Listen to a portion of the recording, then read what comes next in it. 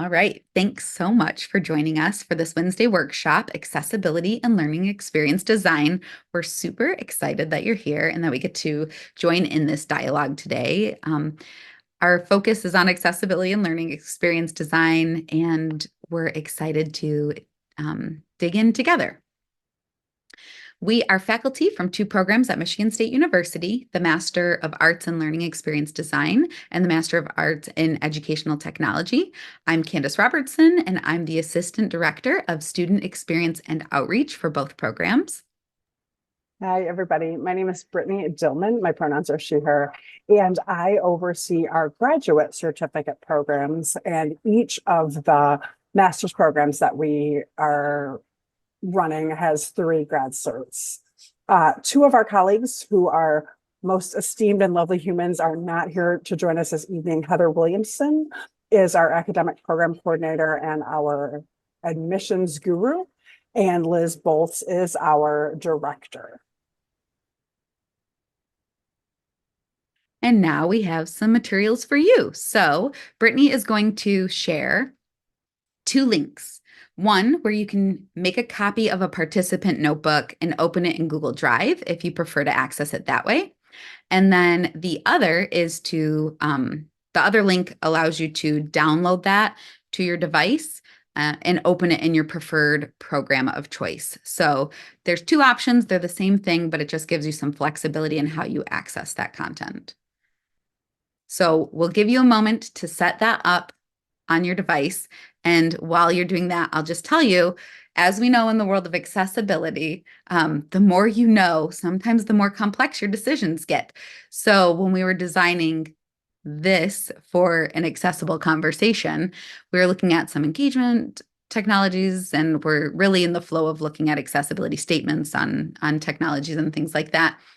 And then because of constraints of that and then constraints of our system, we ended up saying that we could get really creative in accessible ways with Google Slides so that we could allow as much access as possible, allow you to personalize and have some flexibility with your own learning inside of it, and then provide that flexibility in. Maybe you're not even going to access this inside of Google Slides, and that is fine because it's going to look however it needs to be for you, and it will allow you to the affordances of whatever platform you most enjoy, because we don't have access to sharing in all of the things that we would love to share in necessarily. So our agenda for the day is that we'll establish some norms, purposes, and goals. We'll explore shared definitions and key terms. We'll explore accessible design in some breakout rooms. We'll consider challenges in breakout rooms, and we will, of course, always continue learning. Our community framework for our time together is going to guide our interactions today.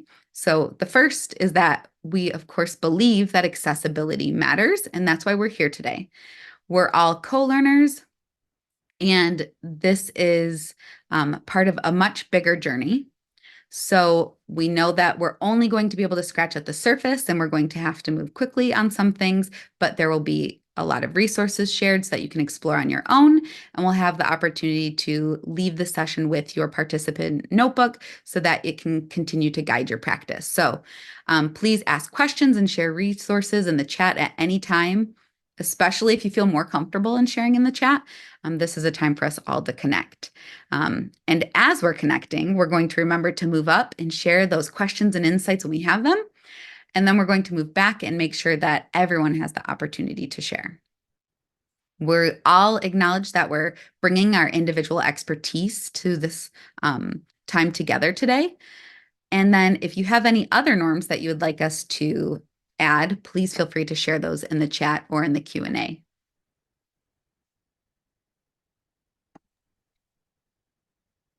Hi, everybody. This is Brittany. We want to make a clear statement that for us, accessibility is an act of social justice. For us, accessibility is creating an environment, activity, tool, or resource that can be easily understood and used by everyone. And accessibility reduces barriers, increases a sense of belonging, considers representation, and supports all learners. We work with accessibility specifically to push back against ableism. And for us, ableism is a set of stereotypes and practices that devalue and discriminate against people with disabilities. It assumes that the bodies and minds of non-disabled people are the quote default by placing value on them based on society's perceptions of what is considered quote normal. So with that framing in mind, we really like this chart from Vanderbilt University. And if whatever your visual abilities or functions are right now, I'm going to talk through a little bit of this chart. So there are 3 columns that are a way to approach ability and disability: a more medical model, a social model, and a cultural model. And there are various criteria that are the rows that are aspects to consider. For example, the view of the disability, the cause of the disability, the locus of the problem, the change agent, so on and so forth. So I'm going to just pick one, which is of the view of the disability. From a medical model, we might consider that a deficiency or an abnormality. From the social model, we might consider that a difference. And from the cultural model, we might consider that as a value of valuing human diversity.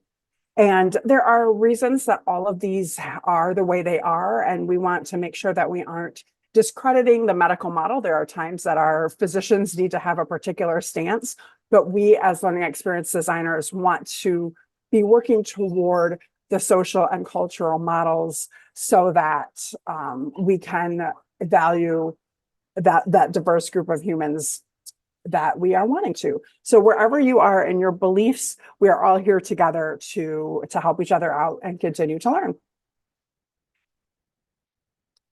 We also want to define inclusive design for our work today.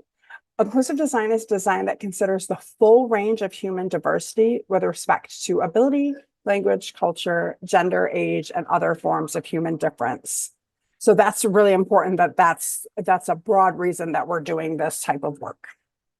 So anytime we have a bunch of words, it's probably worthwhile to take time to define them and see how they fit together.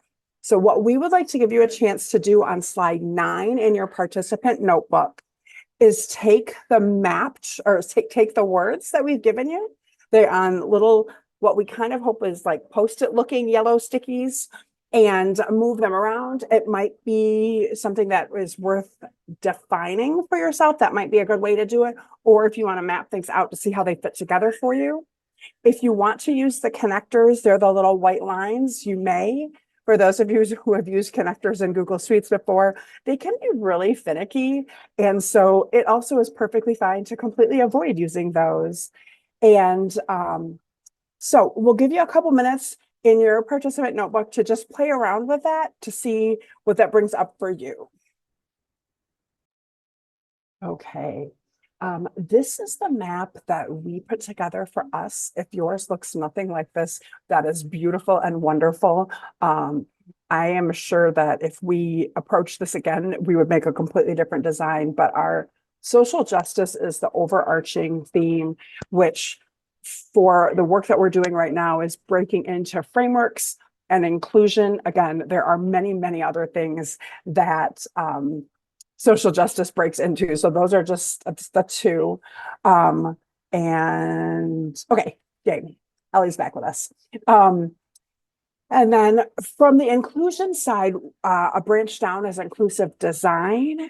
And again, that is not the only component of inclusion. There's also universal design and many other things. Under inclusive design is accessibility and UDL. UDL is Universal Design for Learning. It's the framework. And I think a couple of you mentioned it in the survey. It is a wonderful framework. We love it. That's just not the focus of our work this evening, but it will certainly come up. And then under accessibility, we're going to be considering things like language, identity, and design practices.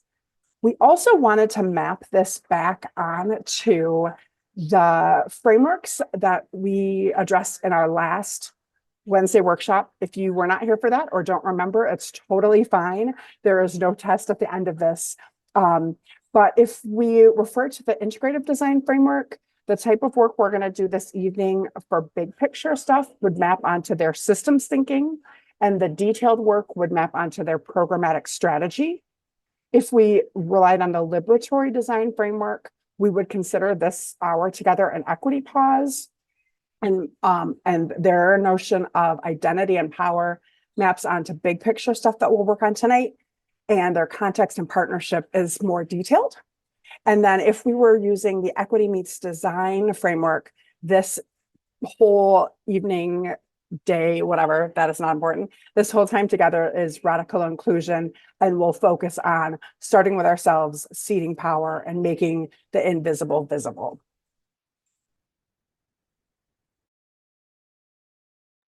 This is Candace. Now we're going to kind of head back over to the form results so that we can see that we're kind of creating this database of sorts here. And so we can reshare that form and come back to it. But now we have this kind of repository that we're building together of our favorite resources. And then we have some challenges that we'll also look at as well. And then we're going to be addressing that in some breakout rooms. So that's what we have, and that's what we're going to be doing as a part of the conversation with those results. Before we proceed with that, we want to first make time to center and focus on the learner and talk about how accessibility impacts them and impacts their experiences. So these are some quotes from our students about their inclusive learning experience in our programs.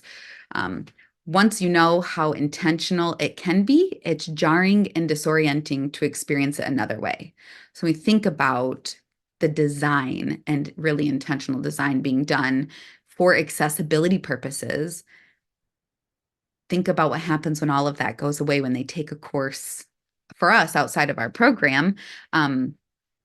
Or, right, and for most students, they're taking courses all over the place. Or if you are in a professional setting at a corporate organization and you have many designers designing things. So how are we situating our learners for their experience, but then how does that orient them or disorient them in other spaces?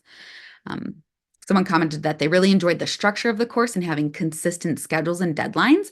I think something that we see as accessibility is this consistency in delivery, consistency in environment.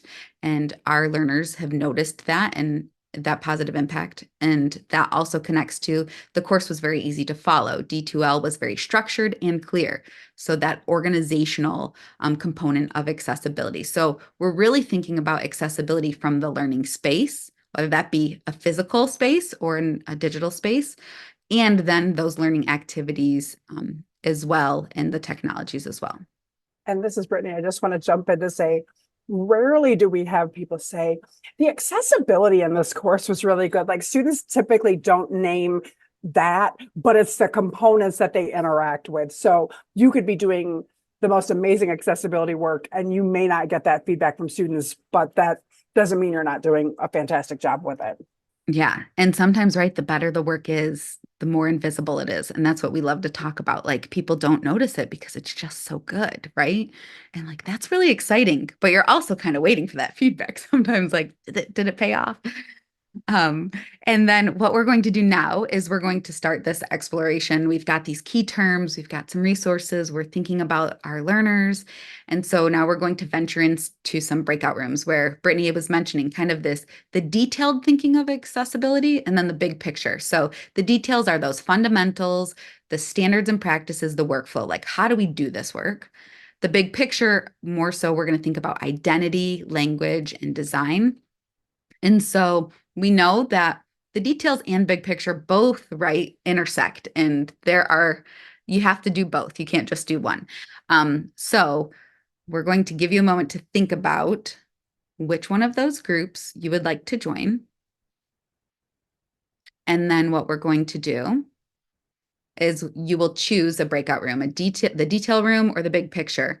And you'll join that breakout room, we'll introduce ourselves, and then we'll share in an exploration and discussion in that space. All right, now we're going to head over to another set of breakout rooms where we're going to explore challenges and questions for design. So these are going to be random breakout groups. You'll introduce yourself again. We'll consider a challenge or a question that has been shared in that survey at the beginning of our time together. We'll brainstorm to answer this question. So thinking really, how could we design with this challenge in mind? And then Brittany and myself will scribe.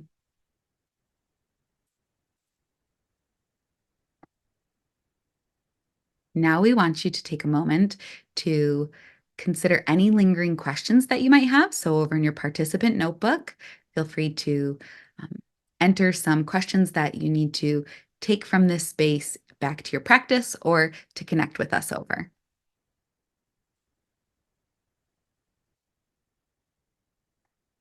As we wrap up, these are some resources that we've provided for you to facilitate um, your continued learning in accessibility and inclusive design. And as we continue learning, we would love for you to join us again. Brittany's going to share a link to register on our website, and this is also in your participant notebook. It's linked. We have two more Wednesday workshops. February 7th is AI and learning experience design, and March 6th is creativity and learning experience design. You are welcome. We would love for you to join us again. You are welcome to invite anyone as well. We are here and excited to have these type of engagements where we really get to talk about things that we're passionate about and also to continue to learn together with you. Have a wonderful day or evening, depending on where you're joining us from. And thank you so much for sharing your time with us today.